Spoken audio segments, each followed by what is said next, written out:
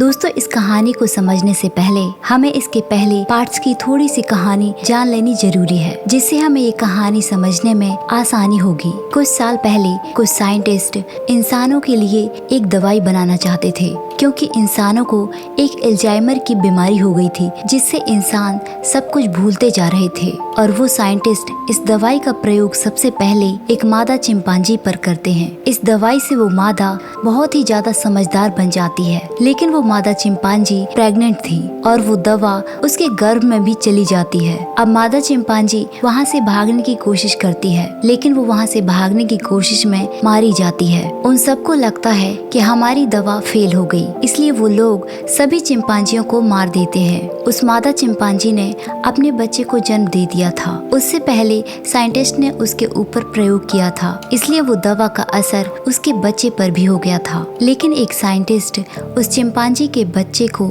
जिसका नाम सीजर था, वो अपने घर ले आता है और उसे अपने बच्चे की तरह पालता है। लेकिन कोई प्रॉब्लम की वजह से उसे सीजर को एक पेट होम में भेजना पड़ता है। सीजर वहाँ बंद रहकर तंग आ चुका था और उसका अकेलापन उसे अंदर ही अंदर खा रहा था। फिर सीजर अल्जाइमर की दवाई को चुराकर अपने साथ के सभी चिंपांजियों को उसकी गैस सुंघाकर उन सबको समझदार बना देता है और वो सभी चिंपांजी इंसानों से बचते हुए जंगल में भाग जाते हैं। और जब वो उस गैस की दूसरी डोज लेता है तो वो इतना समझदार हो जाता है कि वो इंसानों की भाषा में बात करने लग जाता है और उसमें वो 2 शब्द कहता है, नहीं, जंगल सीजर का घर। और वही दूसरी तरफ इंसानों को वो वायरस पूरी तरह से खत्म करता जा रहा था। अब सीजर अपनी प्रजातियों के साथ उस जंगल में घर बनाकर रहने लगा। सीजर इतना बुद्धिमान था कि जो इंसान उस वायरस से बच गए थे, वो उन लोगों के साथ रहने की उसने कोशिश भी की। लेकिन उसी का एक साथी कोबाकी, वो इंसानों से अपना बदला लेना चाहता था। इसी बीच कोबाकी ने सीजर को गोली मार दी, लेकिन सीजर को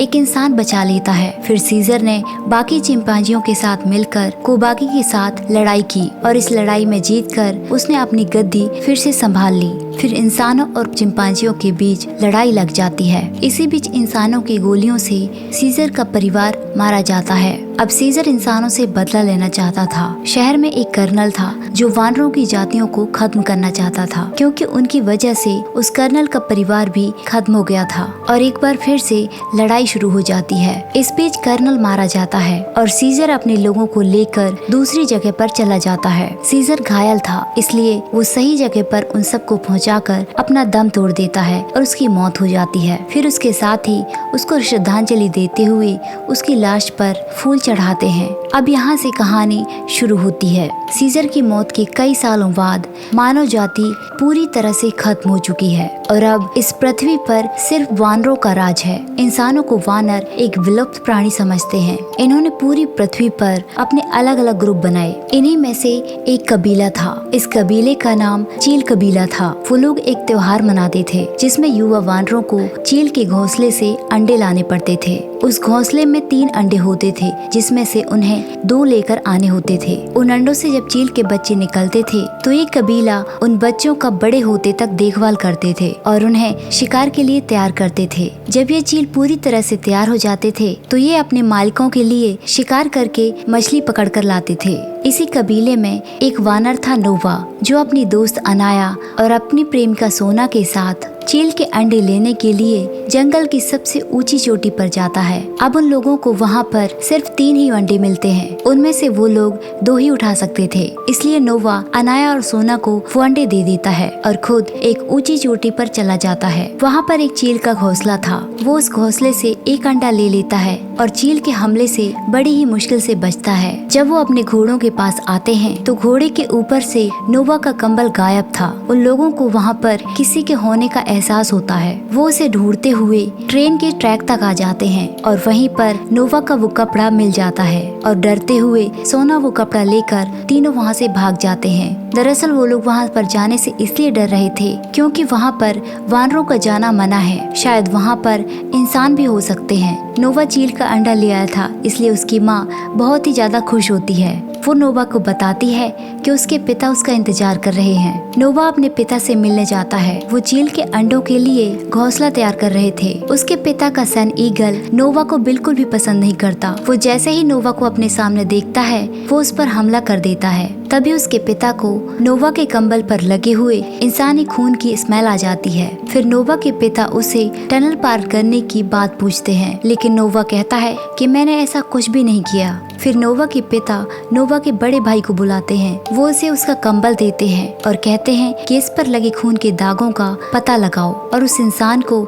इस कबीले से दूर भगाओ। उसके पिता उसके साथ अपना सन ईगल भी भेजते हैं। फिर उसे अचानक अपने गोदाम में किसी के होने का एहसास होता है और वहाँ पर एक लड़की थी। लड़की उसे धक्का मारकर जंगल में भाग जाती है। उसके धक्का मारने से नोवा जो चील का अंडा लेकर आया था वो टूट जाता है। वो कहता है कि सुबह होने से पहले मुझे एक और अंडा ढूंढना होगा। फिर नोवा अपने घोड़े को लेकर जंगल में चला जाता है। कुछ दूर जाते हुए नोवा को दिखाई देता है कि एक जगह पर आग जल रही है और कुछ वानर मरे पड़े हुए हैं जिनके ऊपर मास्क लगे हुए थे। तभी पीछे से नोवा का बड़ा भाई आ जाता है। वो घायल था। वो कहता है कि इस तरह के और भी पीछे आ रहे हैं और वो वहीं पर मर जाता है क्योंकि वो काफी जख्मी था, किसी ने मारा था। फिर जैसे कि नोवा के भाई ने बताया था कि और भी इस तरह के वानर आ रहे हैं तो नोवा वहीं पर छुप जाता है। तभी वहीं पर कमांडर सिल्वा आता है। वो अपनी फौज को मरा हुआ देखकर बहुत ज्यादा गुस्से में आ जाता है। फिर उसे नोवा का कंबल मिल जाता है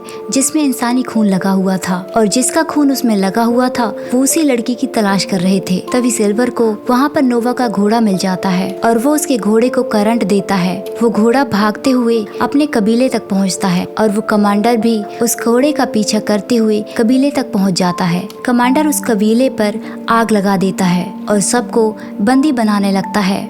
नोवा अपने पिता को बचाने के लिए जलते हुए मचान पर चढ़ जाता है, लेकिन कमांडर सिल्वर उसे वहां चढ़ते हुए देख लेता है। जब तक नोवा अपने पिता के साथ अपने सभी ईगल्स को आग से बचा लेता है। कमांडर सिल्वर वहां पर आ जाता है और उसके पिता को बड़ी ही बेरहमी के साथ मारने लग जाता है। नोवा जब अपने पिता को बचाने आता है तो कमांडर उसे मचान से दूर फेंक देता है। नोवा एक तार पर लटक जाता है, लेकिन कमांडर उस तार पर अपनी छड़ी से करंट दौड़ा देता है और नोवा से वो तार छूट जाती। जब उसे सुबह होश आता है तो वो देखता है कि उसका सारा कबीला बर्बाद हो चुका है। वहाँ उसे कमांडर की छड़ी भी मिलती है जो अब खराब हो चुकी थी। थोड़ी ही दूर पर उसके पिता का सन ईगल बैठा हुआ था। जब नोवा वहाँ जाकर देखता है तो उसके पिता की लाश वहाँ पर पड़ी थी और कसम खाता है कि मैं अपने कबीले के लोगों को जरूर ढूंढ कर लाऊंगा। और वो घोड़े पर बैठकर अपने पिता के सन ईगल का पीछा करते हुए टनल के उस पार चला जाता है। उस जगह पर सालों पुरानी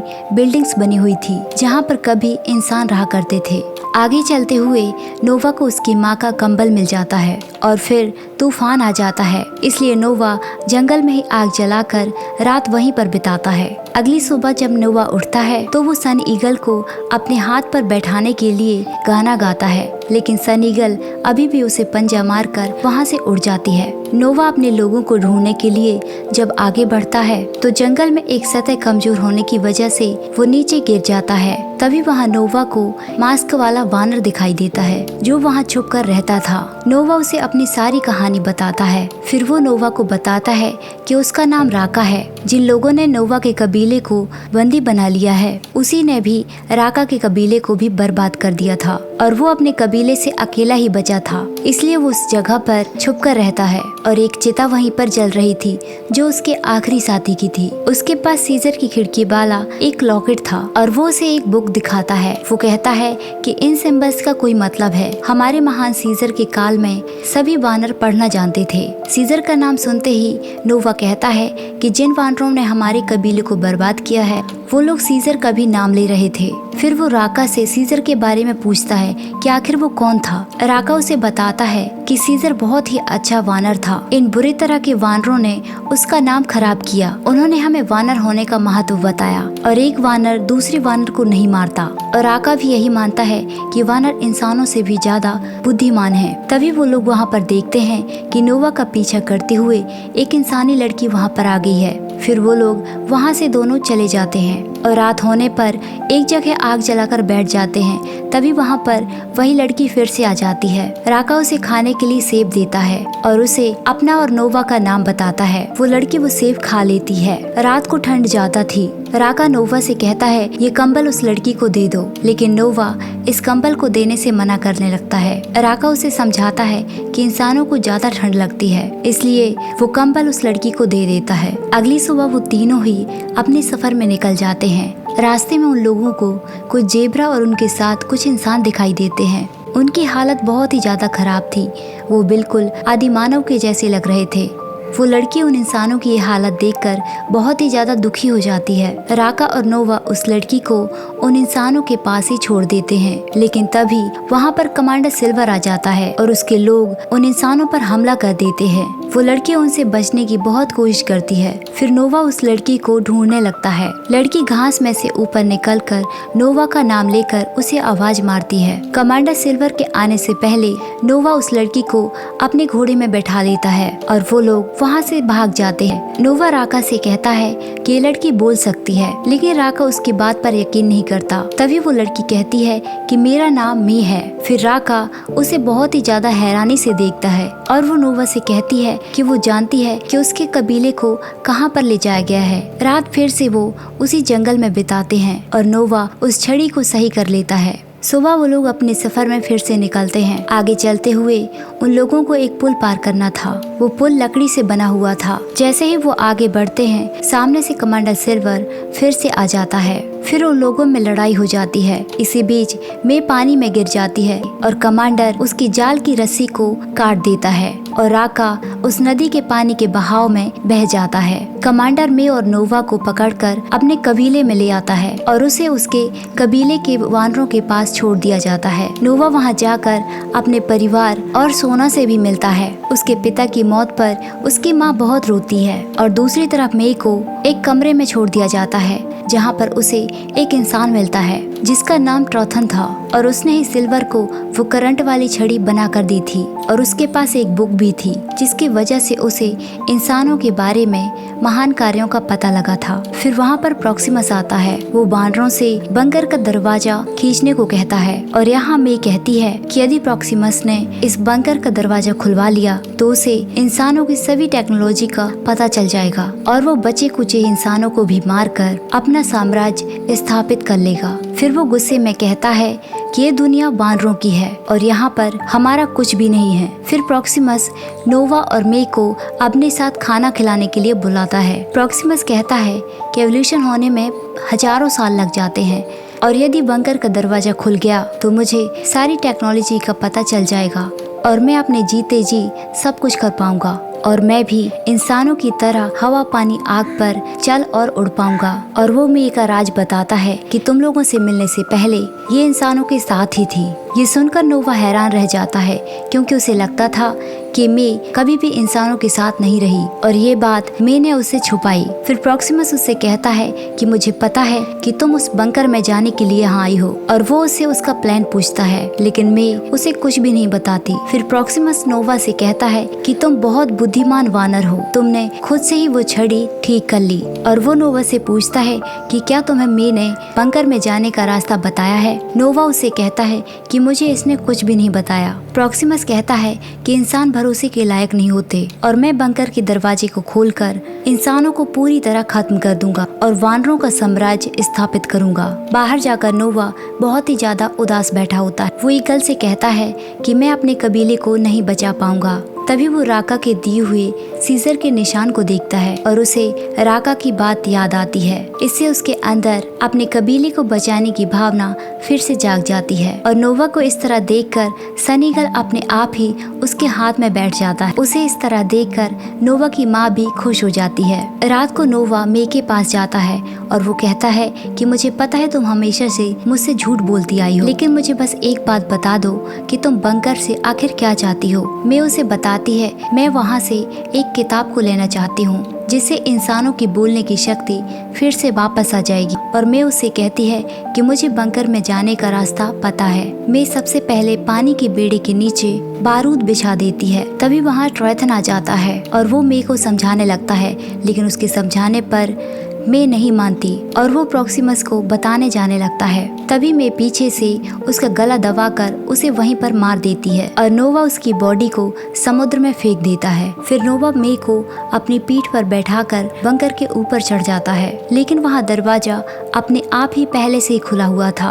वो लोग अपनी मशाले जलाकर आगे बढ़ जाते हैं, लेकिन वहाँ पर कोई भी इंसान नहीं था। मे वहाँ पर वो किताब को ढूंढने लगती है और फिर उसे वो किताब मिल जाती है। वो किताब सैटेलाइट सिस्टम को एक्टिवेट करती थी। इसी बीच नोवा को एक बुक मिलती है जिसमें इंसानों ने उसी की जाति के बंदरों को बंदी बनाकर रखा हुआ था। उस बुक को देखकर नोवा को मे पर शक होने लगता है। फिर मे उस टनल का गेट खोल देती है, लेकिन सामने प्रॉक्सिमस खड़ा हुआ था। प्रॉक्सिमस के वानर उन लोगों को बंदी बना लेते हैं। फिर प्रॉक्सिमस लाइटनिंग को नोवा के एक साथी को मारने का आदेश दे देता है। तभी मे लाइटनिंग पर गोली चला देती है और उसकी वहीं पर मौत हो जाती है। गोली की आवाज से सभी वानर डर जाते हैं और प्रॉक्सिमस सभी वानरों से कहता है कि मे को जाने दो। फिर मे पानी को रोकने वाले बेड़े को बारूद से उड़ा देती है। फिर पानी बंकर के अंदर आने लगता है और सभी वानर अपनी अपनी जान बचाते हुए यहाँ वहाँ भागने लगते हैं। नोवा अपने कबीले को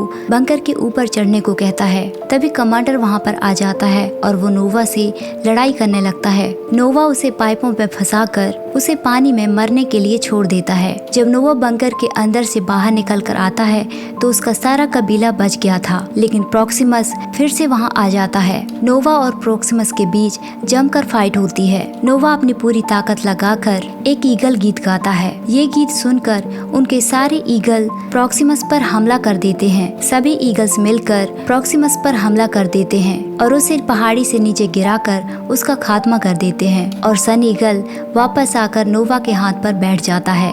वो लोग वापस आकर अपने कबीले को फिर से तैयार करते हैं और मे फिर से वहाँ आती है। वो कहती है कि इंसानों को उनका हक मिलना चाहिए। नोवा उससे कहता है यदि इंसानों का हक सभी जगह था तो फिर वानर कहाँ जाएंगे? क्या वो फिर से बेजुबान हो जाएं? राका के सीजर बस यही चाहते थे कि इंसान और वानर साथ मिलकर रहें। क्या ये सच में हो सकता है? इस बात से मे इमोशनल हो जाती है। दरअसल वो यहाँ नोवा को मारने आई थी, लेकिन वो उसकी बातें सुनकर अपना मन बदल देती है। फिर नोवा मे को सीजर का वही लॉकेट देता है। वो लॉकेट लेकर मे वहाँ से चली जाती है। मे वहाँ से एक जगह पर जाती है जहाँ इंसान मौजूद थे। वो उनको एक सैटेलाइट की देती है। वो लोग उस सैटेलाइट की को एक्टिवेट करके जिससे वो जिंदा बचे हुए इंसानों से संपर्क कर सकते थे और वो सभी इंसानों को इकट्ठा करते हैं और इस तरह नोवा का कबीला भी बस चुका था और यहीं पर ये कहानी खत्म हो जाती है। तो दोस्तों ये थी हमारी आज की कहानी। हमारी कहानी आपको कैसी लगी कमेंट करके जरूर बताइए और ऐसी ही कहानियों के लिए हमारे चैनल को सब्सक्राइब कीजिए। Thanks for watching.